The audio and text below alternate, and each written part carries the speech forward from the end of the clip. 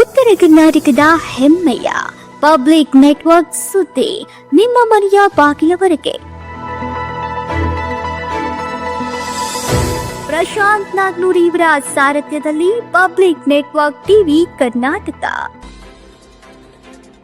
ಹುಕ್ಕೇರಿ ಸಾಲಬಾಧೆ ತಾಳಲಾರದೆ ಹೋಟೆಲ್ ಮಾಲೀಕ ಆತ್ಮಹತ್ಯೆ.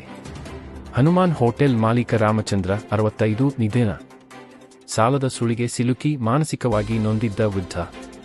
ಹುಕ್ಕೇರಿ ಪೊಲೀಸರಿಂದ ಪರಿಶೀಲನೆ, ಪ್ರಕರಣ ದಾಖಲು.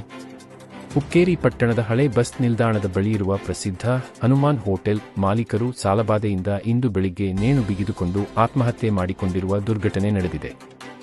ಮೃತರನ್ನು 65 ವರ್ಷದ ರಾಮಚಂದ್ರ ಎಂದು ಗುರುತಿಸಲಾಗಿದೆ.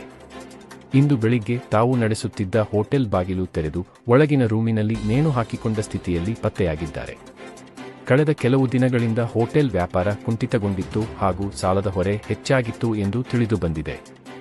ಪ್ರತಿದಿನ ಹೋಟೆಲ್ ಬಾಡಿಗೆ ಮತ್ತು ಸಾಲದ ಕಂತು ಕಟ್ಟಲು ಹಣ ಹೊಂದಿಸಲಾಗದೆ ತೀವ್ರ ಮಾನಸಿಕ ಕಿರಿಕಿರಿ ಅನುಭವಿಸುತ್ತಿದ್ದ ಅವರು ಈ ತೀವ್ರ ನಿರ್ಧಾರ ಕೈಗೊಂಡಿದ್ದಾರೆ ಎಂದು ಪ್ರಾಥಮಿಕ ವರದಿಗಳು ತಿಳಿಸಿವೆ.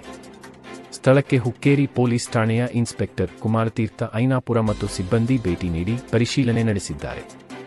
ಸದ್ಯ ಮೃತದೇಹವನ್ನು ಮರಣೋತ್ತರ ಪರೀಕ್ಷೆಗೆ ರವಾನಿಸಲಾಗಿದ್ದು ಹುಕ್ಕೇರಿ ಪೊಲೀಸ್ ಠಾಣೆಯಲ್ಲಿ ಪ್ರಕರಣ ದಾಖಲಾಗಿದೆ. ಈಗ ಫೈನಾನ್ಸ್ ಕಿರುಕುಳ ಅಥವಾ ಯಾರು ರೊಕ್ಕ ಕಿರುಕುಳ ಮಾಡ್ತಿದ್ರು ಆ ಟೈಪ್ ಅದು ಒಟ್ಟು ಸಾಲ ಮಾತ್ರ ಮಾಡ್ಬೋದು ಸರ್. ಕಿರುಕುಳ ಯಾರು ಕೊಟ್ಟಿದ್ದೀನಿ ಅಂತ ಏನು ಗೊತ್ತಿಲ್ಲ ಸರ್. ಯಾರು ತೊಂದರೆ ಏನು ಕೊಟ್ಟರು ಏನು ಗೊತ್ತಿಲ್ಲ ಸರ್. ನಾವು ಯಾಕಂದ್ರೆ ನಾವು ಹೊರಗೆ ಬಿಸ್ನೆಸ್ ಮಾಡೋದು ಸರ್. ಈಗ ಇವೇನೋ ಗ್ಯಾಸ್ ಸಲ ಬೇಕಾದ್ರೆ ಭಾಳ ಟೆನ್ಷನ್ ಮಾಡ್ಬೋದು ಸರ್.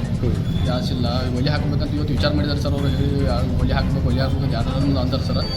ಲಾಸ್ಟ್ಗೆ ಅವ್ರೊಬ್ಬರೇ ಇದ್ದಾರೆ ಅಂದ್ರೆ ಏನು ಟೈಪ್ ಮಾಡ್ಕೊಂಡ್ಬಿಡ್ತಾರೆ. ನಿಮ್ಮ ಹೆಸರು? ಹುಕ್ಕೇರಿ ಪಟ್ಟಣದ ಹಳಿ ಬಸ್ ಸ್ಟ್ಯಾಂಡ್ನಲ್ಲಿರುವಂಥ ಹನುಮಾನ್ ಹೋಟೆಲ್ ಮಾಲೀಕನಾದ ಶ್ರೀ ರಾಮ್ ಹಳ್ಳೂರಿ ಇವರು ಇವತ್ತು ಬೆಳಗ್ಗೆ ಆತ್ಮಹತ್ಯೆಯನ್ನು ಮಾಡಿಕೊಂಡಿರ್ತಾರೆ. ಅದಕ್ಕೆ ಬಹಳ ವಿಷಾದವೆನಿಸ್ತದೆ ಮತ್ತು ಅವರ ಆತ್ಮಕ್ಕೆ ದೇವರು ಚಿರಶಾಂತಿ ನೀಡಲಿ ಮತ್ತು ಅವರ ಕುಟುಂಬದವರಿಗೆ ಆ ದುಃಖವನ್ನು ಭರಿಸುವಂಥ ಶಕ್ತಿ ಪ್ರಾರ್ಥಿಸಲಿ ಅಂತ ನಾವು ಕೂಡ ದೇವರಲ್ಲಿ ಪ್ರಾರ್ಥಿಸಿಕೊಳ್ಳುತ್ತಾ, ಯಾಕೆಂದರೆ ಈ ಹುಕ್ಕೇರಿ ಪಟ್ಟಣದಲ್ಲಿ ರಾಮ್ ಹಳ್ಳೂರಿ ಅಂದರೆ ಒಳ್ಳೆಯ ತಿಂಡಿ ತಿನಿಸುಗಳನ್ನು ಮಾಡುವಂಥ ರಾಮ್ ಹಳ್ಳೂರಿ. ಯಾಕಂದರೆ ಚಪಾತಿ ಬಾಜಿ ಅಂದರೆ ಹುಕ್ಕೇರಿ ರಾಮ್ ಹಳ್ಳೂರಿ ಹೋಟೆಲ್ ಅಂದರೆ ಚಪಾತಿ ಬಾಜಿ ಮತ್ತು ಮಿಸಲ್ ಭಾಜಿ ಇದಕ್ಕೆ ಫೇಮಸ್ ಆಗಿತ್ತು. ಖಾಜಾ ಕೂಡ ಅಲ್ಲಿ ದೊಡ್ಡ ಮಟ್ಟದ ಖಾಜಾ ಕೂಡ ಅಲ್ಲಿ ಮಾರಾಟ ಆಗ್ತಿತ್ತು. ಹೀಗಾಗಿ ಬಹಳ ವಿಷಾದವೆನಿಸ್ತದೆ ಮತ್ತು ಇನ್ನೊಮ್ಮೆ ಅವರಿಗೆ ನಾವು ಶ್ರದ್ಧಾಂಜಲಿಯನ್ನು ಅರ್ಪಿಸ್ತೇವೆ.